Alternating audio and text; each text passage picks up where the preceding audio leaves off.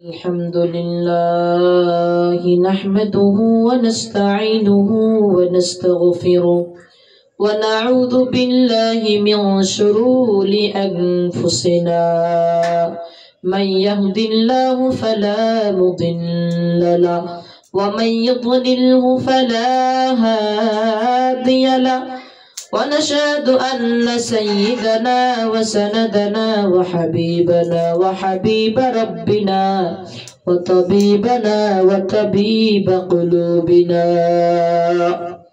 صدق الله مولانا العظيم وصدق رسوله النبي الأمي الكريم وقالوا كونوا هودا أو نصارى وقالوا كونوا هودا أو نصارى تهتدوا قل بل ملة إبراهيم حنيفا وما كان من المشركين قولوا آمنا بالله وما أنزل إلينا وما أنزل إلى إبراهيم وإسماعيل وإسحاق ويعقوب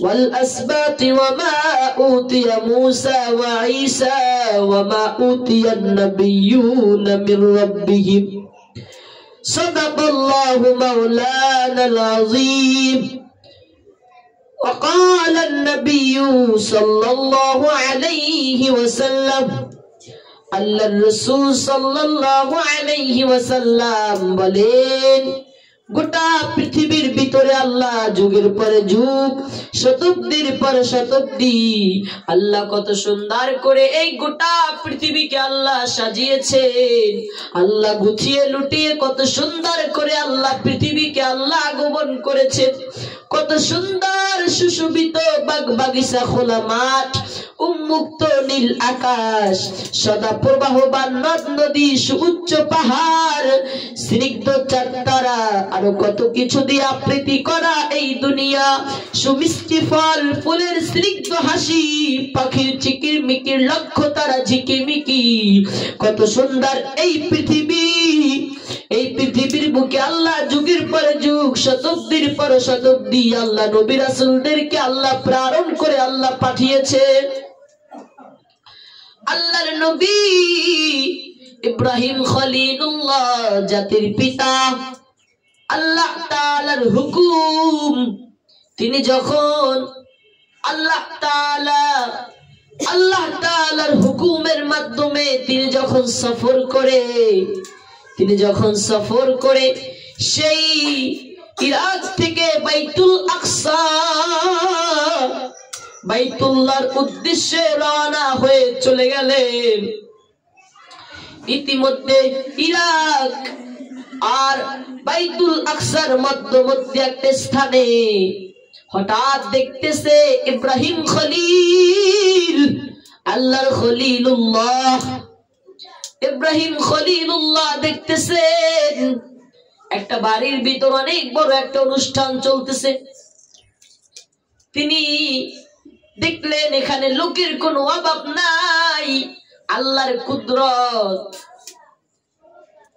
আল্লাহ তাআলা সাহারা জাতির পিতা ইব্রাহিম খলিলুল্লাহ তার প্রথম বিবি সাহারা তাকে যখন অনেক পুরুষকে দেখাইলেন তিনি কারোর সাথে বিবাহ করার জন্য প্রস্তুত না তিনি তো দেখেন ইব্রাহিম যেমন ভাবে খাদিজাতুল কুবরা রাদিয়াল্লাহু তাআলা আনহা তিনি দেখেন যে নবী মুহাম্মদ সাল্লাল্লাহু আলাইহি ওয়াসাল্লাম তাকে তিনি স্বপ্ন দেখেন ঠিক সাহারা তিনিও কোন ছেলেকে পছন্দ করেন না তিনি যাকে স্বপ্ন দেখেন তিনি হলো ইব্রাহিম খলিলুল্লাহ এবার ইতিমধ্যে তার বাবা একজন গভর্নর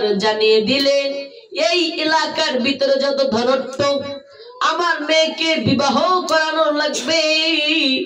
বিবাহের উপযুক্ত বয়স হয়েছে, এই জন্য এলাকার যত ধনট্য ছেলে রয়েছে, রাজা বাদশার ছেলে রয়েছে, ব্যবসায়ীদের ছেলেরা রয়েছে, তাদের সবাইকে ডাকা হয়েছে।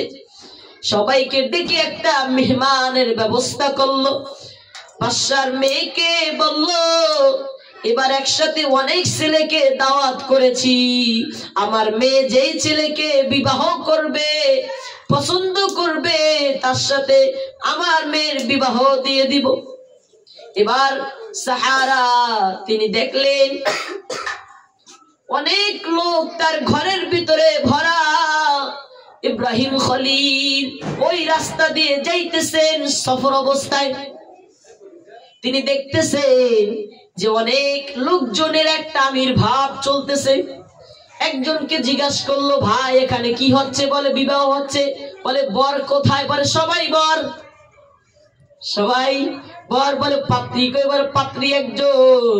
আমরা সবাই সাইজা গুইজা আসছি, বাদশার মেয়ে সাহারা যাকে পছন্দ করবে তার সাথে বিবাহ হবে। ইব্রাহিম খলিলুল্লাহ বলে, আল্লাহ আমিও তো বিবাহ করি নাই, তুমি যদি কবুল করো আমিও বরদের বাজারে ঢুকতে চাই। জাতির পিতা ইব্রাহিম খলিলুল্লাহ, হাদিসে মুফাসসির কিরামগণ বলেন আল্লাহ তাআলা তাকে সাথে সাথে হুকুম দিয়েছেন ঢোকার জন্য। কেউ বা কেউ বলে পরে দিয়েছেন। ইব্রাহিম খলিলুল্লাহ চিরাফারা ওই সাধারণ মলিনতা পোশাক নিয়ে ঢুকে পড়লেন। একজন আর একজন বলে, কত মানুষের কত পোশাক, এক একজন এক এক রং, এক একজন এক এক ঢং, কত সুন্দর পোশাক পরিধান করে সবাই দাঁড়িয়ে আছে, হ্যান্ডসাম। ইব্রাহিম খলিলুল্লাহ সবার কোনো কিছুর অভাব নাই, তার তো সবকিছুর অভাব। তিনি কোন রকম সফর করতেছেন, সাদা সিধা পোশাক নিয়ে ঢুকে পড়লেন। এবার একজন বলতেছে, ভাই তুমি কে? বলে আমিও বর। বলে আমাকে যদি পছন্দ করে তোমাদের সমস্যা কি? বলে তোমার তো পোশাকই ঠিক না। আরেকজনে বলে, দেখছো কত সুন্দর দেখা যায়, তোমাদের চেয়ে খারাপ দেখা যায় নাকি? কেন আল্লাহ তাআলা এত সুন্দর করে নবীদেরকে বানাইছেন? আল্লাহ বলে যুগের পরে যুগ, যুগ যুগ শ্রেষ্ঠ সুন্দর আল্লাহ বানাইছেন নবীদেরকে। যেমন ইব্রাহিম খলিলুল্লাহর যুগে আল্লাহ ইব্রাহিমকে সবচেয়ে সুন্দর বানাইছেন। আল্লাহ মুসা নবীর যুগে মুসাকে সবচেয়ে সুন্দর বানাইছেন। নূহ নবীর যুগে আল্লাহ নূহ নবীকে সবচেয়ে সুন্দর আকর্ষণ করে বানাইছেন। আর আমার নবী মুহাম্মদুর রাসূলুল্লাহ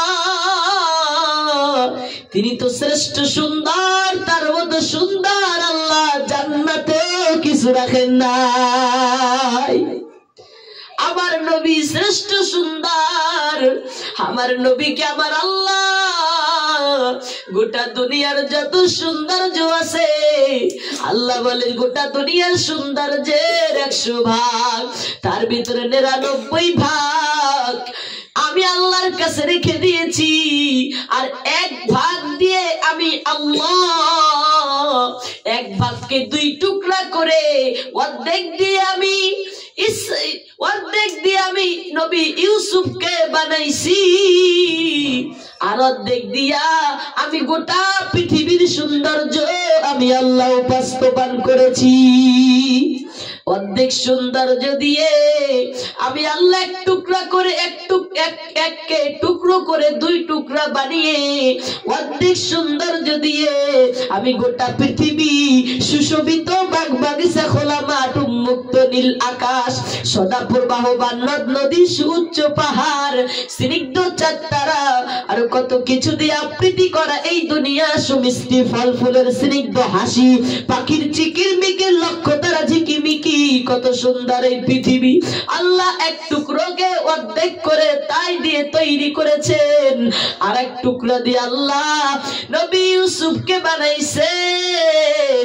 আল্লাহ ইউসুফ আলাইহিস সালাতু ওয়াস সালামকে এত সৌন্দর্য এত রূপ দান করেছিলেন, জবানের নবী ইউসুফকে দেখে নারীরা পর্যন্ত হাতের রক্ত জমিনে ঢেলে দিয়েছে।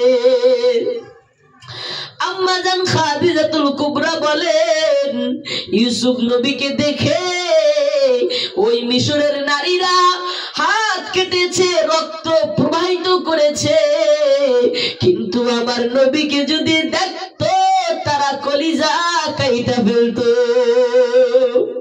আমার নবীকে বলে আম্মা জান আয়েশা বলে, আকাশে চাঁদের দাগ আছে, আমার নবীর শরীরে কোনো দাগ নাই।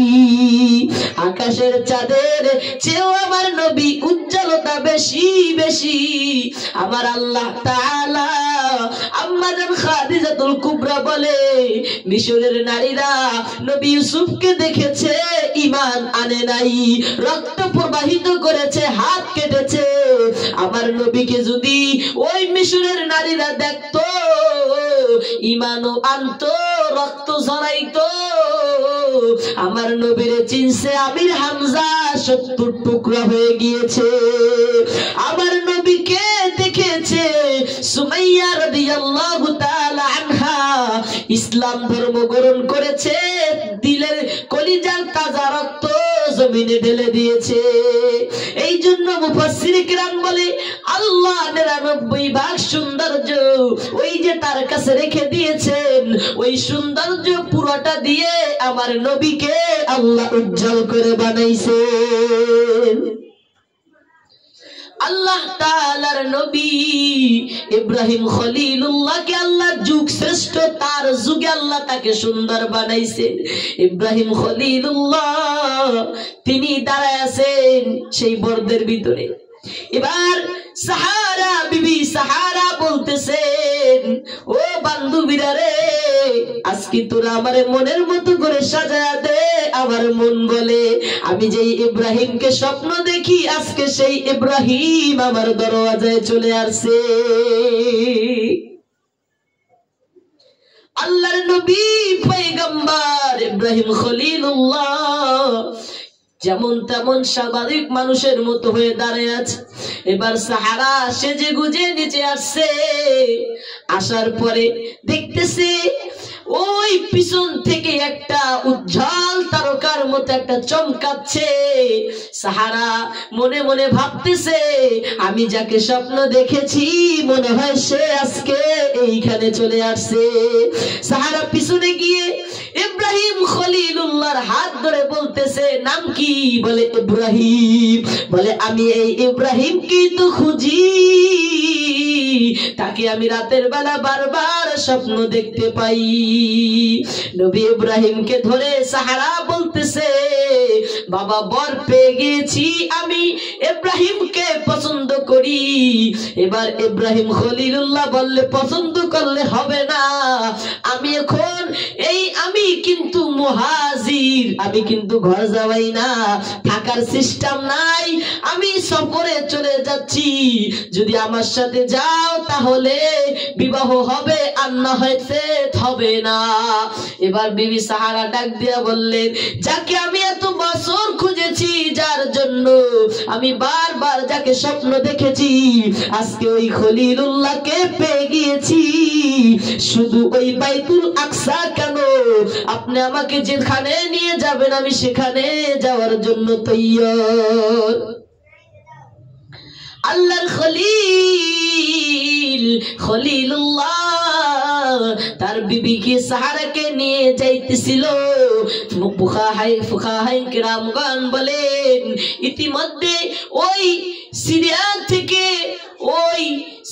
থেকে ওখান থেকে ওই আরব থেকে ওইখান থেকে যাওয়ার জন্য সেই বাইতুল আকসায় ইতিমধ্যে একটা ডাকাতের দল, একটা জালেম বাদশা, তার বাড়ির সামনে ওই বাদশার একটা কুসংস্কৃতি ছিল, তিনি কোন সৌন্দর্য নারীদেরকে দেখলেই তার ইজ্জত হানি করত, তাকে তাকে নষ্ট করত, তাকে ক্ষতি করত।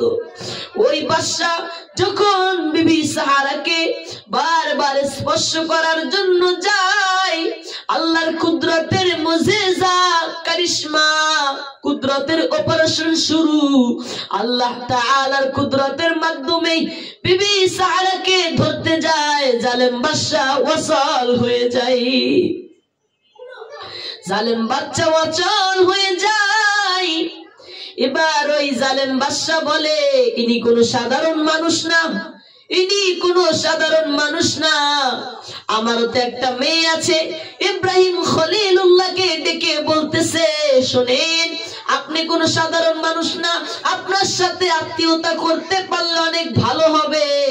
ইব্রাহিম খলিলুল্লাহকে ডেকে বলতেছেন যে আমার একটা মেয়ে আছে, হাজার, কোরআনের ভাষায় হাজার, আমরা বলি হাজেরা।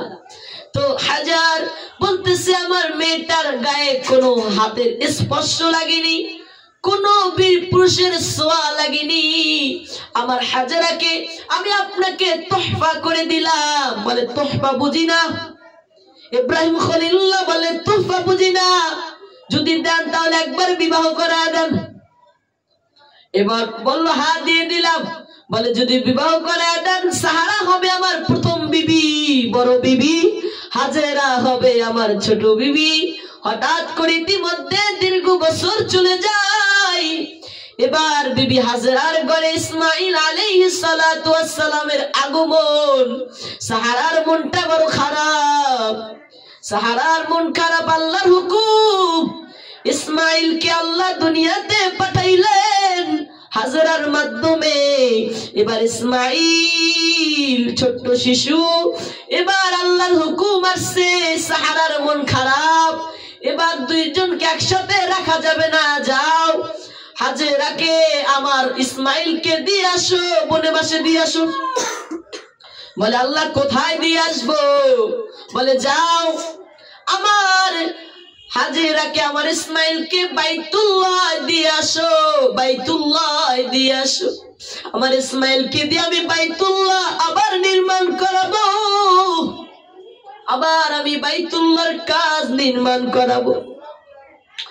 আপনারা জানেন ইসমাইল আলাইহিস সালাতু ওয়াস সালাম ছোট্ট শিশু, তার মা হাজেরা ওই সাফা মারওয়া উঠেছেন সন্তানের কি একটু দুধ খাওয়ানোর জন্য, বুকে এক ফোঁটা দুধ ছিল না, সব জায়গায় পানি নাই, শুধু মরুভূমি আর মরুভূমি। সন্তানের জন্য কান্নার চোখের পানি। ওই ইতিমধ্যে হাজেরা ওই সাফাত যখন যায়, দেখে মারওয়ায় পানি দেখা যায়, দৌড়ে মারওয়ায় চলে যায়। মারওয়ায় যখন যায় দেখে সাফায় পানি দেখা যায়। এই জন্য লম্বা দূরত্ব ছিল, দেখবেন ওইখানে হাজিরা অদ্দ পর্যন্ত 7টা দৌড় মারে। এই জন্য কেন হাজেরা, যখন বিবি হাজেরা ওইখানে তার সন্তানের পানির খোঁজে মহিলা হয়ে, তোর সন্তানের জন্য পাগল পারা হয়ে পানি খুঁজতেছিল, ইসমাইল এইদিকে ক্ষুধার্ত। ইসমাইলের পা দিয়ে মাটিতে আঘাত করা মাত্রই আল্লাহর হুকুমে জমজম কূপের পানির অগ্নি ঝর্ণা শুরু হয়ে যায়। এবার ইসমাইল আলাইহিস সালাতু ওয়াস সালাম আস্তে আস্তে বড় হতে লাগলেন। ইব্রাহিম আলাইহিস সালাতু ওয়াস সালাম তাদের মাধ্যমে আবার ওই বাইতুল্লাহ, দুই বাপ বেটা একসাথে মিলে বাইতুল্লাহর কাজ শুরু করে। তিনি দেখেন ওই যে আদম আলাইহিস সালাতু ওয়াস সালাম তিনি যে কাজ করেছেন, তিনি যে ওই বাইতুল্লাহ নির্মাণ করেছেন, ইব্রাহিম আলাইহিস সালাতু ওয়াস সালাম দেখলেন ওইখানে বাইতুল্লাহর ইট দেখা যায়। ওখানে আল্লাহ আবার ইসমাইলকে দিয়ে, ইব্রাহিম খলিলুল্লাহকে দিয়ে বাইতুল্লাহর কাজ শুরু করলেন। এইদিকে আল্লাহর নবী ইব্রাহিম খলিলুল্লাহ তার বড় বিবি সাহারা বলতেছেন, ও আল্লাহর খলিল, হাজেরা তার আল্লাহ সন্তান দান করেছেন, আমার জন্য কি আল্লাহর কাছে একটু দোয়া করা যায় না? রব্বিন্নি মিনাস সালিহিন, আল্লাহ যেন আমাকে একটা সলিহিন নেককার সন্তান দান করেন। আল্লাহর কাছে দোয়া করলো, আল্লাহ সাহারার গর্ভে ইসহাককে আল্লাহ পাঠিয়ে দিলেন। আবার সাহারা বললেন, ও গো আল্লাহর খলিল, আপনার ইসমাইলকে দিয়ে হাজেরাকে দিয়ে বাইতুল্লাহ করলে, আমার সন্তান ইসহাককে দিয়ে কি কোনো ঘর বানানো যায় না? তখন আল্লাহ তাআলার হুকুমে ওই ইসহাক তাকে দিয়ে আর সারাকে দিয়ে আল্লাহ ওই বাইতুল আকসার কাজ নির্মাণ করেন।